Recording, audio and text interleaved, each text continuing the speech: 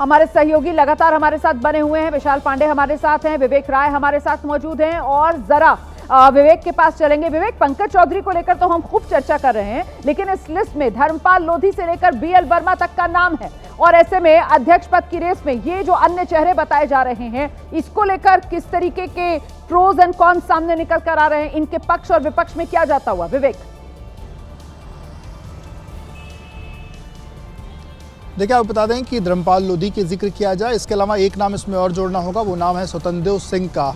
और इन दोनों नामों को लेकर के ये कहा जा रहा है कि मुख्यमंत्री की पैरवी पर ये जो नाम है इनको शामिल किया गया है। यानी कि मुख्यमंत्री से जब जिन नामों को पूछा गया था उसमें स्वतंत्र सिंह और दूसरा नाम धर्मपाल का है। अगर मुख्यमंत्री का इस पूरी चीज़ों में चलता है तो इन दोनों लोगों में से किसी एक के नाम पर भी जो मुहर है वो लग सकती है। स्वतंत्र सिंह इसके पहले भी प्रदेश अध्यक्ष रह चुके हैं, मुख्यमंत्री के बेहद करीबी हैं, तमाम मुख्यमंत्री के दौरों में अलग अलग समय और मुख्यमंत्री के साथ जो है वो दिखाई देते हैं। और इसके साथ साथ अगर दूसरे शख्स की बात करें तो जो लोध बिरादरी का भी एक बड़ा वोट बैंक जो है वो उत्तर प्रदेश में, और लोध समुदाय को भी अपने साथ करने की कवायद, अपने साथ करने की कोशिश में धर्मपाल की तरफ भी जो इशारा है वो हो रहा है। और बीएल वर्मा को लेकर के आपको बता दूं कि पिछले 3 से 4 सालों में बीएल वर्मा का जो ग्राफ है उत्तर प्रदेश में वो ज़्यादा बड़ा है, संगठन में उनका ग्राफ बड़ा है। और बीएल वर्मा को लेकर के भी चर्चाएं पिछले कुछ समय से लगातार हैं कि संगठन के बेहद करीबी हैं और अपने समाज के वोट बैंक पर एक अच्छा प्रभाव उनका है। तो ये कुछ नाम हैं जिनको लेकर के चर्चाएं हो रही हैं। और गोविंद नारायण शुक्ला के साथ साथ दिनेश शर्मा को नाम को लेकर के भी पिछले दिनों एक वाकया हुआ था जिसमें ये कुछ चीज़ों को लेकर चला कि दिनेश शर्मा के हाथ भी जो कमान है वो हो सकती है। गोविंद नारायण शुक्ला भी अगर ब्राह्मण चेहरा बनाया जाता है तो गोविंद नारायण शुक्ला के नाम की भी चर्चाएं हैं। तो फिलहाल भाजपा में चर्चाओं का दौर गर्म है। अब हालांकि चर्चाओं का दौर जो गर्म है मात्र 24 से 25 घंटे ही बचे, क्योंकि जिसका नामांकन होगा आमतौर पर यही माना जाएगा कि वही अंततः प्रदेश अध्यक्ष बनेगा। क्योंकि तो अभी खबरें क्या आ रही हैं? क्या मुख्यमंत्री की तरफ से कुछ अलग अपनी पसंद बताई जा रही है और केंद्रीय नेतृत्व जो है उसकी तरफ से कुछ और नाम आगे बढ़ाए जा रहे हैं, और क्या इसी के बीच वो सहमति बनानी है, सामंजस्य से बिठाना है, और इसी वजह से महत्वपूर्ण हो जाता है आज शाम बीएल संतोष का लखनऊ पहुंचकर कोर कमेटी के साथ बैठक करना? विवेक, देखिए, अभी तक की जो जानकारी सूत्रों के मुताबिक जो सहमति बननी थी वो बन चुकी है। मुख्यमंत्री की तरफ से जो अपने नाम थे वो रखे जा चुके थे। उसके अलावा इसको लेकर के कई बार जो बैठकें हैं वो हो चुकी हैं। सीएम आवास पर भी कई बार जो बैठकें हैं वो हो चुकी हैं। दिल्ली में बैठकें हो चुकी हैं। सीएम खुद पीएम से भी मिल चुके हैं, अमित शाह से भी मिल चुके हैं, जेपी नड्डा से भी मिल चुके हैं। इसके अलावा बाकी जो भी यहाँ के उत्तर प्रदेश के जो बाकी नेता हैं, भूपेंद्र चौधरी, उनकी मुलाकातें हो चुकी हैं। तो ये अलग अलग नेताओं से जो सहमति बनाने की जो बात है, सहमति का जो दौर है वो कहीं ना कहीं खत्म हो चुका है। अब आज जब बीएल संतोष यहाँ पर आएंगे, कोर कमेटी की बैठक होगी, तो एक फाइनल जो प्रारूप है वो कहीं ना कहीं तय होगा। क्योंकि कल किसको बनना है उसको, ये हमारी जानकारी, उसको संभवतः इस बात को लेकर के जानकारी दे दी गई है।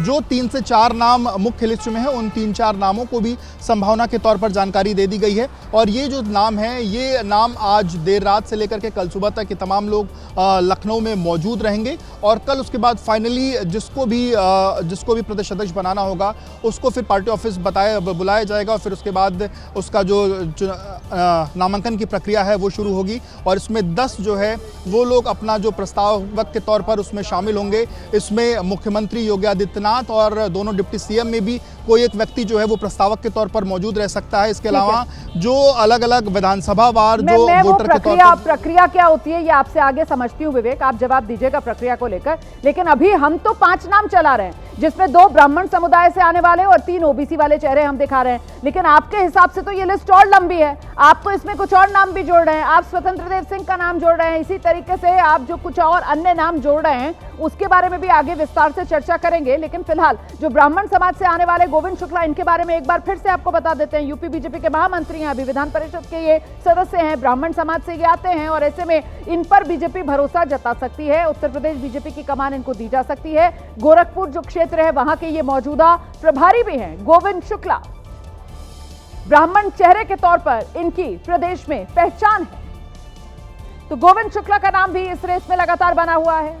वहीं बीएल वर्मा केंद्र सरकार में खाद्य उपभोक्ता राज्य मंत्री हैं। बीएल वर्मा का ग्राफ पिछले कुछ समय में पार्टी में, संगठन में तेजी से बढ़ा है। मोदी सरकार के 2 कार्यकाल में ये मंत्री बीएल वर्मा राज्यसभा के मौजूदा सदस्य हैं। बीएल वर्मा का नाम भी ओबीसी चेहरे के तौर पर, जो बदायूं के रहने वाले हैं, उनका उत्तर प्रदेश बीजेपी अध्यक्ष की रेस में चल रहा है। और ऐसे ही नाम धर्मपाल लोधी का भी चल रहा है। यूपी सरकार में फिलहाल कैबिनेट मंत्री हैं, पुराने बीजेपी के नेता हैं, आरएसएस से इनका जुड़ाव रहा है, लंबे वक्त से ये संघ और पार्टी के लिए समर्पित नेता हैं, सरकार में, संगठन में ये अहम भूमिका निभाते आए हैं।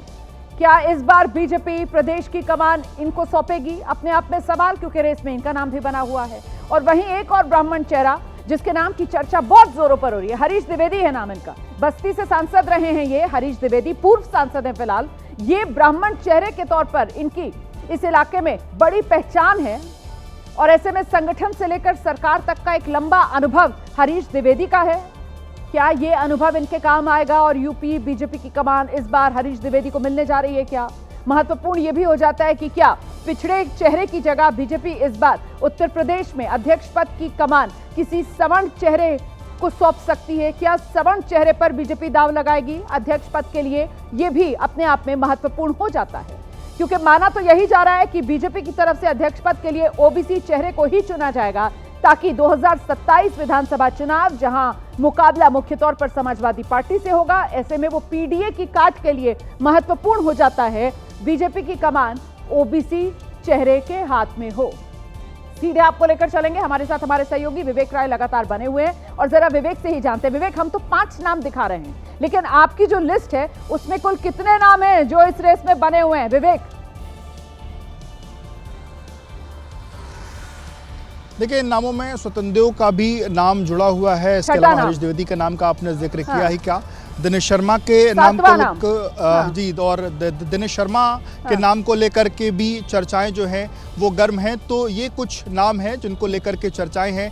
और इसके अलावा वैसे तो फिलहाल आपको बता दूं कि अभी की जो सबसे बड़ी बात जो निकल के सामने आ रही कि ओबीसी अध्यक्ष फिलहाल होने वाला है। अगर इन सब के बीच में अगर कहीं सवर्ण जाति का अध्यक्ष होता है तो ये ब्राह्मण नामों के जो नाम है उसकी फहरिस्त बढ़ रही है। पर फिलहाल ओबीसी वर्ग से ही अध्यक्ष आने की जो बात है वो निकल के सामने आ रही। पर जो भारतीय जनता पार्टी में क्योंकि लगातार जो चीज़ें हैं वो स्पष्ट तौर पर चीज़ें लोगों के पास नहीं होती हैं, अलग अलग जो सूत्र हैं वो अपनी अपनी जो चीजें वो बता रहे हैं। और हरीश द्विवेदी को लेकर के जो आपने कि अभी तो वही हाल होता है, जितने मुंह उतनी बातें। देखिए, स्पष्ट तो जानकारी किसी के पास सटीक तौर पर होती नहीं है, सिर्फ और सिर्फ कयास ही होते हैं। और ऐसे में ये लिस्ट फिलहाल लंबी नजर आ रही है। इसमें जैसा कि हमारे सहयोगी विवेक राय बता रहे थे कि जब आप ओबीसी चेहरों की बात कर रहे हैं तो उसमें एक स्वतंत्र देव सिंह का भी नाम जोड़ लीजिए, और जब आप ब्राह्मण चेहरों की बात कर रहे हैं तो उसमें एक नाम आप दिनेश शर्मा का भी जोड़ लीजिए। तो कुल मिलाकर ये वो चेहरे हैं जो उत्तर प्रदेश बीजेपी अध्यक्ष की रेस में फिलहाल बने हुए हैं।